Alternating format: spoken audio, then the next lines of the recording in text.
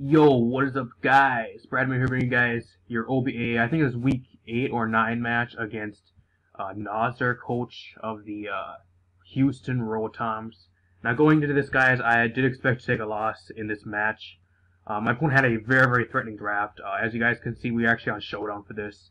I do apologize, there actually is no in-game video like I usually do for these, just because in-game, we tried it like 3 times. Every time we actually recreated the battle, and every time we got going, a little bit afterwards, we actually ended up getting a DC. So that's really the reason why we swapped over to Showdown.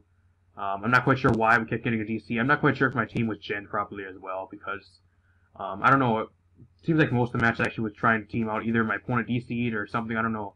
It seems like I got DCs most of the times. I actually was trying to test the team out against people. So I'm not quite sure if it was my team or if it was just his Wi-Fi or what, but. Got the match here, guys. My opponent has a very interesting team. I actually expected him to bring the Mega Ladio, or Mega, I think it was Mega Latios or Mega Latios. He has, which I actually expected him to bring. I'm assuming he does not bring it just because of Mega Absol. I did plan on bringing Pursuit for that, but I did not. Not just because I think the moveset I have right now is at least decent enough to handle it, and I have a few decent mods to actually come in and pick it up off the kills. He brings his Rift Plume, which I really did not expect him to bring either, just because it gets destroyed by Mega Absol. But I'm surprised he actually brought this thing. He brings the Envor, which I do expect him to bring, just because it hits so damn hard. I have no really switch-ins. Apart from Cresselia, I guess maybe defensive Manaphy. Switch into it. He does bring the Scissor, which I did expect him to bring as well. I'm assuming he was running either a Scarfed or Bandit set in this match, just because of the way he played it. I'm not quite sure if he was E-Belt as well, but I'm assuming it was either Scarfed or Banded, to be honest. Just because it matches up super good against my team. It hits, with Bullet Punch, it hits a lot of things very hard, and it really pretty much kills Cresselia. A very big counter to Cresselia, which is probably what he needed. He does bring a Shaman as well. There was a possibility of him bringing this, but I really didn't think he was going to bring it just because of the threat of Arcanine and stuff like that and Swellow. But he actually ends up bringing it as well, which really isn't the biggest threat, but late game, if it's like a Leech Seed set and stuff like that, it can really stall down my team. And I really need to keep Venusaur around for that and keep it in check with Swellow here. So he also brings the Meloetta, which again I really didn't expect him to bring just because it gets destroyed by Mega Absol. Also no Nidoking either. I was really surprised by that he did not bring Nidoking. He does bring Rotom Wash, which is something I fully expected him to bring, just because it matches up decent. Has one weakness being Grass. I have no Mold Breaker users, so it's pretty good matchup against my team. He can run a few different ways. He can run offensive and pretty much a bulky set if he wanted. I actually assumed he was going to run more of a bulky set with like max HP, and I guess some like with Willow, Pain Split, stuff like that, just to wear down most of my things and wear down Chansey, which I was assuming he's probably bringing it for, with Pain Split and stuff like that. And probably he brought the Scissor and the Envor just for Chansey as well. Was going to bring Chansey, I did not bring it though, just because it gets completely destroyed by Envor and a few other things that he actually has. And if he runs actually a mixed Nidoking, it is not a switch-in. But we're going to hop into this now, right, guys? He's going to lead with his Meloetta. I'm actually going to lead with my Swellow. I go for the U-turn just because it's the best play. And I lead with Swellow just because it's probably the best mon that matches decent against most things you could lead with. He leads with Meloetta. Judging by that damage, I guess it could be offensive, but I wasn't 100% sure. I needed to know his new move pool. He actually has Thunderbolt here as well. Doesn't really do too much. We see no item there. He actually goes into Scissor here as I go for the Psychic. I do carry Hidden Power Fire. I actually do carry Hidden Power Fire on this Cresselia, which I never even went for in this match, just because it was more of one of those things where I predict the Scissor coming in, I could have went for it, but I never did use it in this match. I also was running Trick Room on this, just for I actually was running Min Speed Nature Stoutland and Min Speed Nature Venusaur, just so if maybe I can get the Trick Room up late game, and he has like a few faster mons. My opponent did have a kind of a faster draft and stuff like that, so I kind of wanted to at least get the Trick Room there. I also actually had Metallic Stripes on Pokemon Show, and actually helped me, so shout out to him. He actually looked over the team before I actually got a gen and stuff like that, so shout out to him. Very good player. He's going to switch Scissor here. He's going to go for the U-turn. I have really no switch into the Scissor.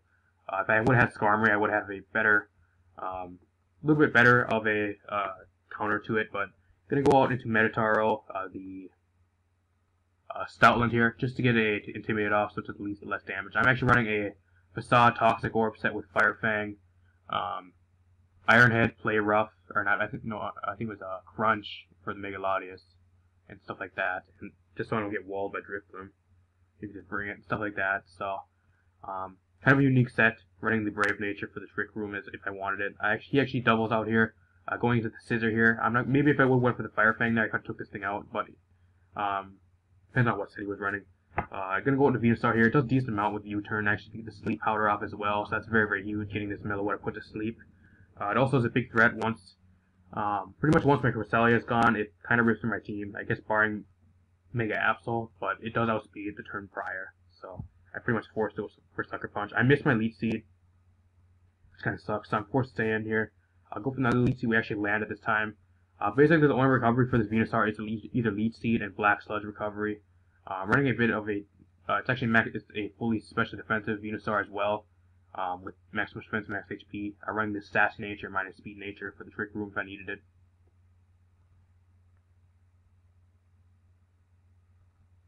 He's going to go with the Scissor here, take the Giga Drain. Going to go for the U-turn. I stayed in because I know I can at least take one. He does go into the Emboar and actually get the Leech Seed off here.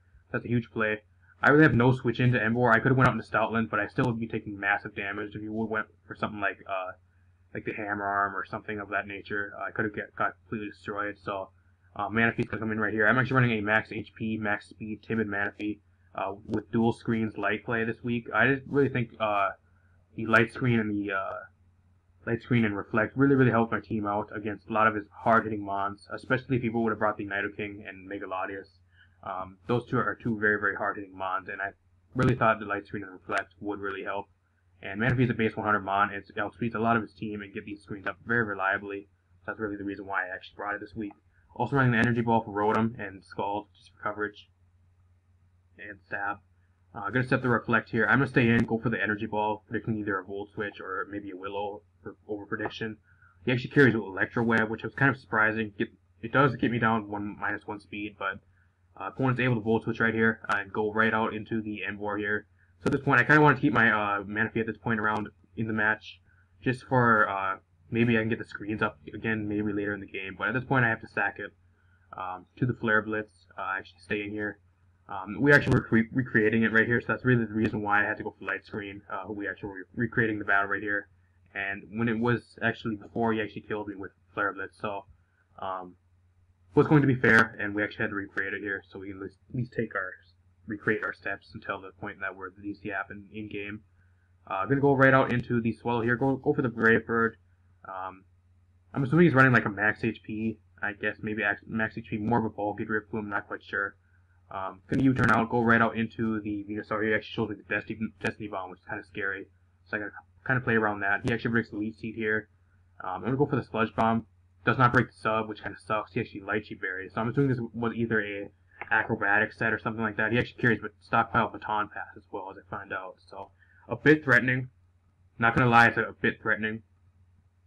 But I can still pretty much play around it. He wants to go into the Shaman here. Even at +1, +1, and +1, it can't really do too much to me. And Venusaur, at least carrying like Hidden Power Fire, even though Hidden Power still wouldn't really do too much to me. He's going to go out into the Scissor here. I am actually going to go into Cresselia. Now I can take one U-turn from this range.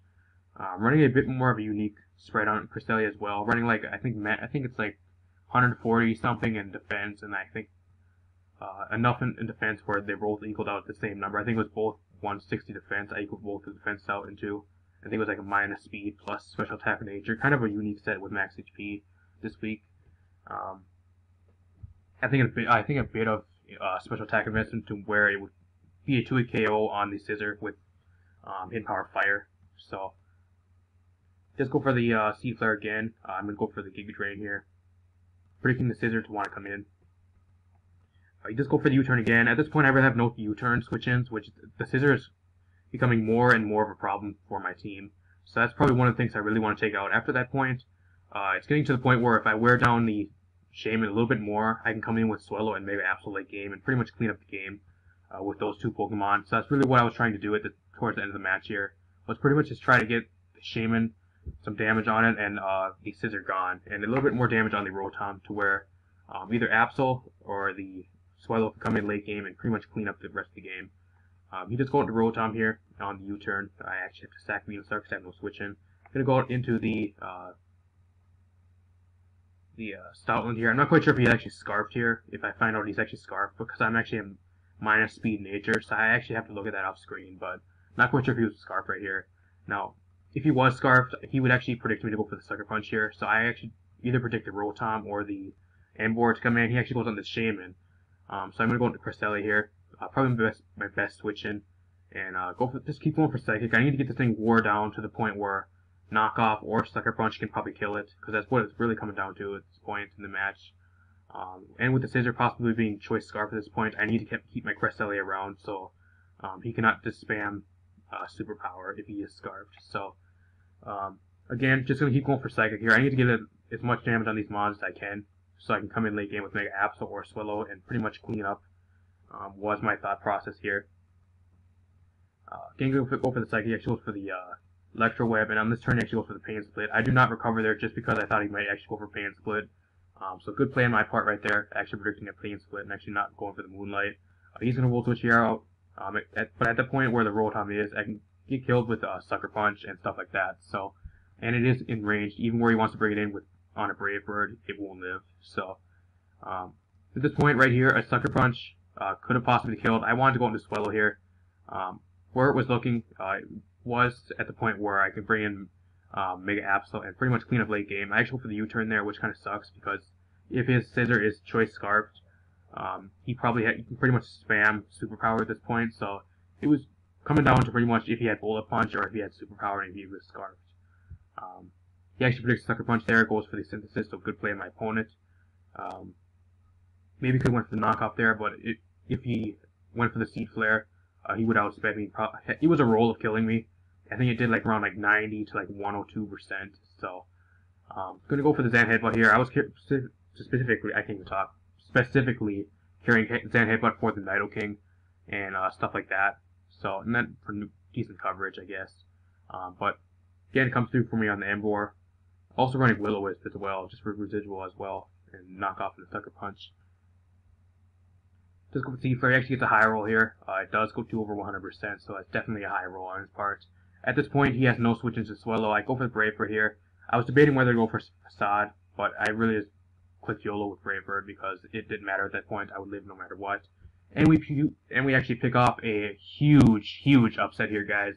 Picking up a 1-0 over Nozzer and the Huston Rotoms. This is definitely a huge upset here. Did not expect winning this match. I played very well. I think I prepared super well as well.